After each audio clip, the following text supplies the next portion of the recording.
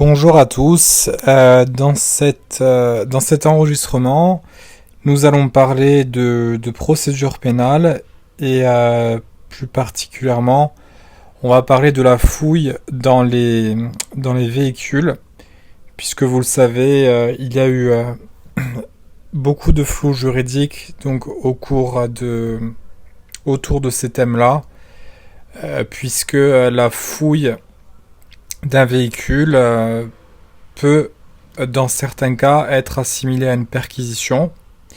Et alors la question qui se pose, c'est, eh bien, est-ce que fouiller un véhicule peut s'assimiler à une perquisition? Et donc, c'est le régime de la perquisition, donc l'article 59 du Code de procédure pénale qui s'applique.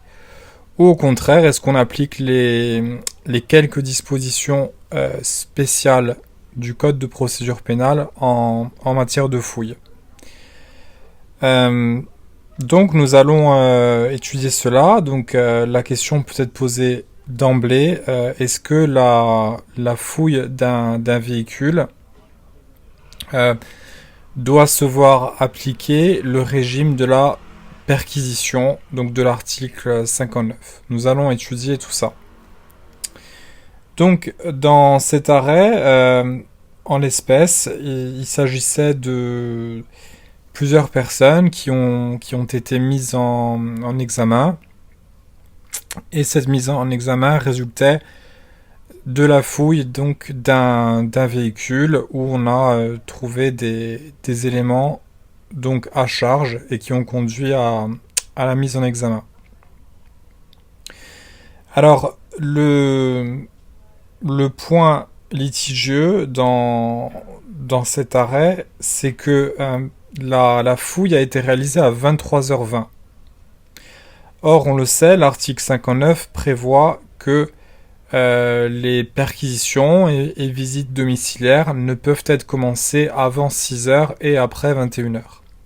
Sauf bien entendu dans le cas du régime de la criminalité organisée, où là, on le sait, les règles sont un peu plus sévères, puisque là, les fouilles peuvent avoir lieu de manière beaucoup plus facile. Donc pour revenir à notre cas, la fouille du véhicule a eu lieu en dehors des règles prescrites par l'article 59. Donc les personnes mises en examen ont saisi la chambre d'instruction donc pour une requête en nullité des pièces de la procédure. La chambre d'instruction a rejeté cette demande-là et donc ils ont formé un pourvoi en cassation, donc à l'encontre de l'arrêt de la chambre d'instruction. Alors, comme nous le disions tout à l'heure, le problème qui se pose, c'est est-ce que l'article 59 s'applique? Si c'est le cas, l'article 59 prévoit des heures précises à laquelle la fouille peut avoir lieu. Donc, est-ce que le véhicule d'une personne peut être considéré comme en fin de compte un habitat, comme un domicile, comme une extension du domicile? Donc cette question-là, la Cour de cassation nous apporte une réponse. Alors je vais vous résumer la réponse. Il y a beaucoup de subtilités dans cet arrêt, mais je vais vous donner l'essentiel, le raisonnement et la réponse. Alors pour la Cour de cassation, ce qu'il faut retenir, c'est que tout d'abord elle rappelle deux arrêts, puisque il y avait un certain flou, c'était un problème récurrent, et le 16 janvier 2024, elle a commencé à vouloir mettre un peu de clarté. Le 16 janvier 2024, la Cour de cassation rappelle que dans son arrêt, elle avait déclaré que la fouille d'un véhicule est assimilable à une perquisition. Pour ensuite dire que néanmoins, l'ingérence dans la vie privée qui en résulte est par sa nature même moindre que celle résultant d'une perquisition dans un domicile.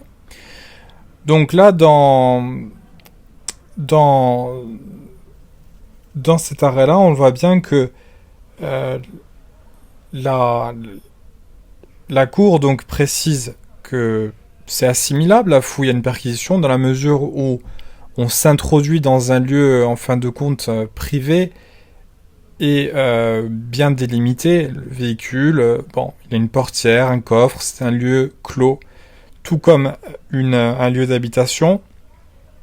Mais la différence, c'est que l'ingérence est moindre dans un véhicule.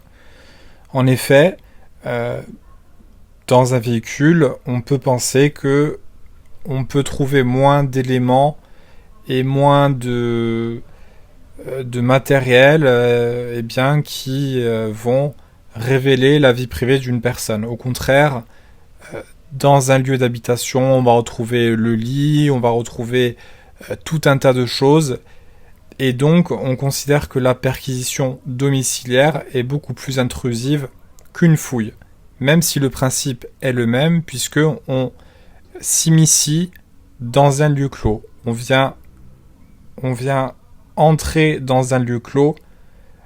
Donc, de ce point de vue-là, la philosophie, si vous voulez, de la fouille et de la perquisition est la même. Mais l'ingérence est moindre dans le véhicule. De ce fait, la Cour conclut, au vu de cette ingérence, au vu de ce degré d'ingérence qui est minoré lorsque on procède à une fouille d'un véhicule, l'article 59 du Code de procédure pénale ne s'applique pas.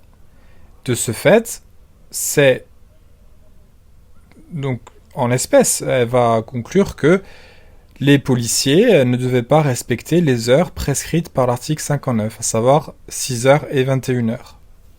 Donc, ici, les forces de l'ordre ont opéré de manière conforme au Code de procédure pénale,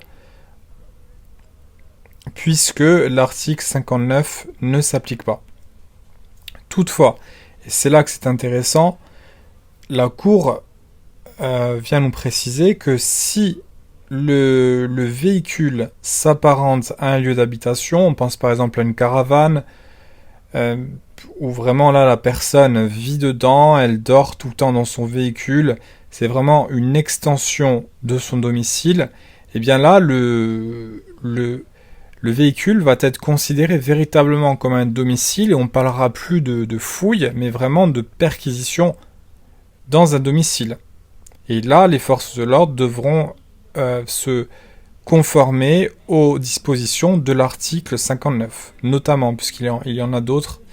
On le sait, dans l'enquête préliminaire, il faut qu'il y ait la personne, que la personne soit présente sur les lieux.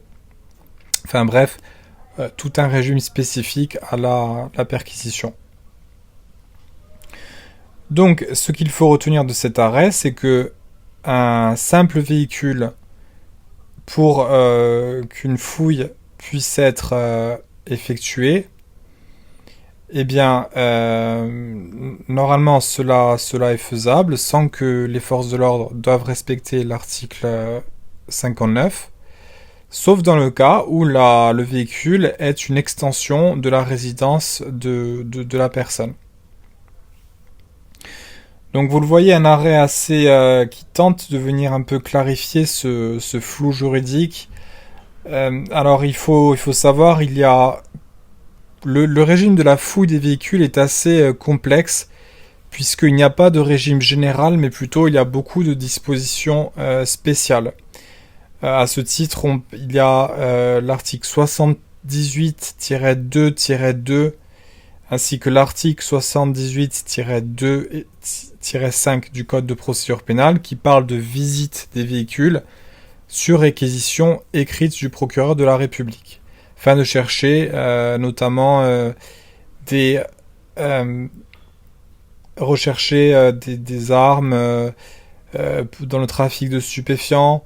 Voilà, donc il y a tout un régime assez spécifique, mais il n'y a pas de régime général de la fouille des véhicules. D'ailleurs, le code de procédure pénale n'emploie jamais le terme de fouille, on parle de visite. Il y a aussi l'article 60 des douanes qui prévoit que les douaniers peuvent visiter les véhicules. On pense aussi dans les cas où il existe des doutes à l'égard du conducteur ou du passager. Là aussi, l'article 78-2-3 prévoit que là aussi les policiers peuvent effectuer une visite. Mais vous le voyez, un régime assez flou et pas de régime général. Donc mon point de vue sur cet arrêt, il est assez heureux dans le sens où il clarifie bien la chose, c'est que en règle générale, donc les véhicules, pour fouiller un véhicule, on ne doit pas en gros respecter l'article 59, puisqu'un véhicule n'est pas un lieu d'habitat. A contrario, si le véhicule, tel qu'une caravane ou le véhicule où il y a un lit, est en fin de compte un habitat, eh bien là on devra respecter l'article 59. Donc il y a vraiment une volonté de clarifier les choses. Et ce cas me fait fortement penser à la fouille d'un portefeuille ou d'une enveloppe postale ou vous savez la fouille d'une sacoche. Est-ce que là il s'agit, est-ce que c'est le régime de la perquisition ou pas? Ça me fait penser un peu à toutes ces mesures-là donc qui constituent des ingérences dans la vie privée. Donc voilà, pour cet arrêt, donc je pense qu'il y en aura d'autres en ce sens.